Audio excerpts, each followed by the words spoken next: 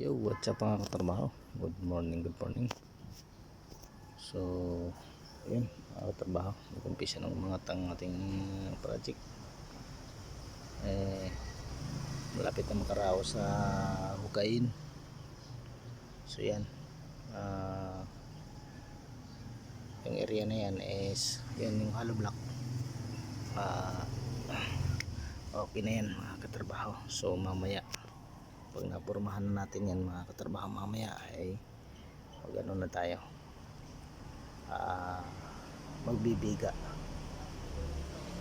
o kaya pabuhusan mo muna mga katrabaho yung dalawang expand na yan. Ay tatlong expand na yung asintada para tumibay. Buhusan natin, tapos tawag nito may pormahan. Ngayon magpaputol ako ng tabas tayo ng plywood. So ito naman, itong side na ito mga katrabaho ay papaprepare ko yung ibang scaffolding dito para meron matungtungan yung tao. Ngayon papatanggal ko yung nakatayo na yan dyan mga katrabaho. Tanggal ko yung mga nakatayo na para i-prepare natin dito sa area na to.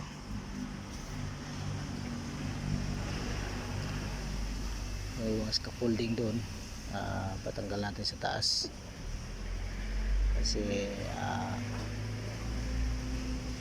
yung tatlong piraso sa taas mga katrabaho is papatanggal natin yan dahil naitaas na yung ating poste dyan. So yun, kailangan na natin kung saan yung ating biga ay doon natin titibagin natin yung nasa taas na yan mga katrabaho. Medyo malaking trabaho yan pero tayo magagawa, kailangan natin tibagin yan mga katrabaho. Yung area na yan ngayon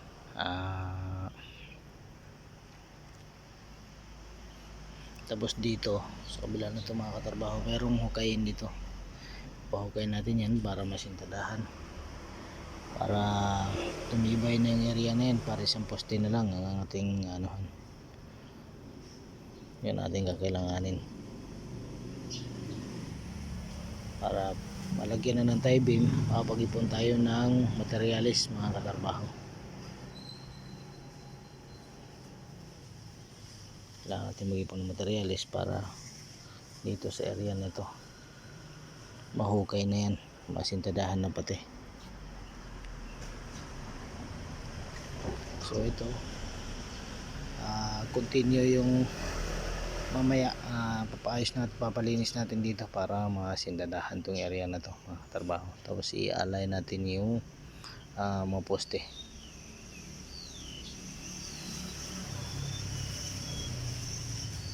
Patanggal muna natin yung yung mga bakal na ay mga tubo dyan para may lipat dito sa kabila mga katrabaho, para mayroong tungtungan.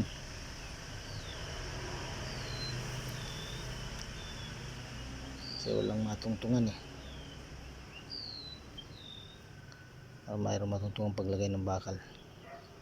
Paragyan natin ng bakal yan, tapos asintada na mga katrabaho. Yun ang ating kailangan. So tingnan muna natin yung alignment kung hindi nagbago. So ating i-align yan mga katrabaho. Ganon din yung kabila na to mga katrabaho. Siguro itong tatlong expand ang ating babuhusan para at ating pupormahan pati mga katrabaho.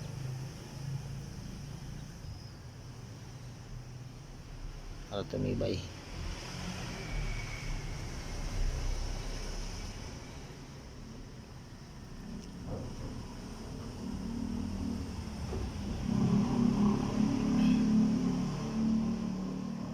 Mayroong asintada dyan, ma'am. Dyan, diretso na. para yung sunod na week yung doon yung poste doon mga katrabaho ating iayos na. Parang tayo beam doon maayos na rin.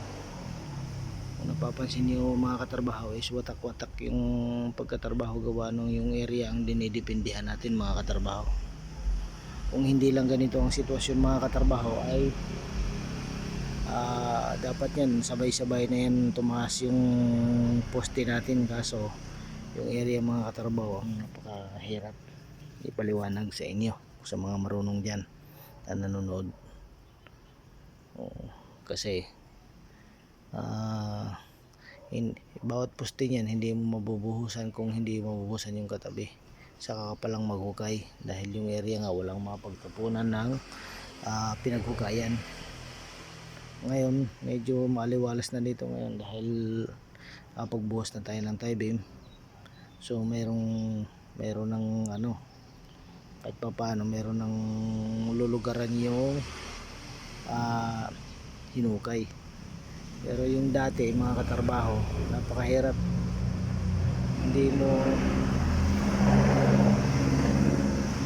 pwedeng sabay-sabayin dahil walang mapistuhan ng ano. Kaya tinan mo yun yung kahon-kahon na yan sa tie beam, yan yung magiging ano, kaya napakahirap ang hukay. So awa ng Diyos malapit na tayo maka alis dyan sa hukay na yan, konti na lang. So okay, abang-abang na lang mga katrabaho, mamaya ulit. Yun mga katrabaho, naman tayo, di nagtapos yung ating video kahapon gawa nung sobrang busy tayo kahapon mga katrabaho. So ngayon mga katrabaho ay magbubuhos tayo. So yan, itong tatlong poste na ito ay bubuhusan yan tapos ng pormahan para tumibay yung ating pader. So ngayon pinapalipat ko na yung ibang scaffolding dito para malagyan ng bakal itong ating susunod na poste. Ay tutuloy na. So ngayon papabuhos ako. So siguro dito na magbuhos para mas madali. So ngayon dito naman sa area na to ay ating ipapaprepare na dito yung ano. Ngayon magprepare tayo ng bakal para dyan. So ito malalim na naman yung tubig, hindi ko alam kung anong nangyari dito, kung okay na. So dyan ganon din, mag-prepare tayo dyan ng pambuo para mabuhusan. Tapos dito sa kabila ganon na rin ang ating gagawin mga katrabaho.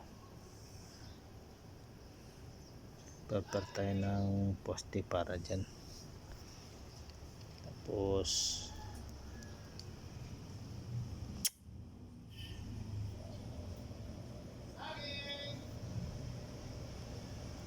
dito sa kabila pahukay na siguro tayo dyan.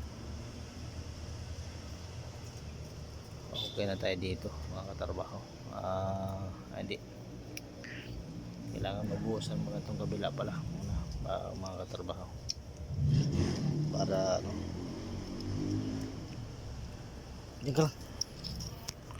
mabuhusan muna itong dalawa na ito para tayo ano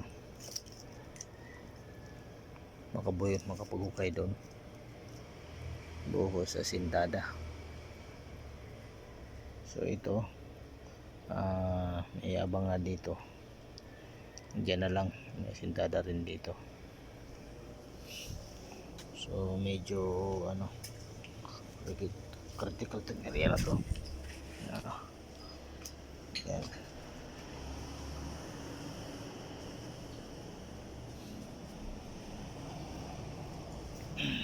Medyo malalim na yan, mahulog ka dyan. Malalim na itong area na to. So yan,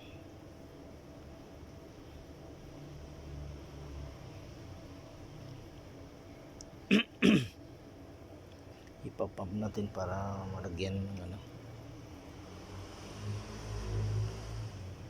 malagyan ng graba, tsaka handaan na lang kung anong kailangan dyan. Tapos dito naman ganoon din, papalinis natin to kasi ready naman na ito. Papalinis natin para yung area na yan makutkot yan, makutkot yung area na yan bago natin pahukay itong kabila.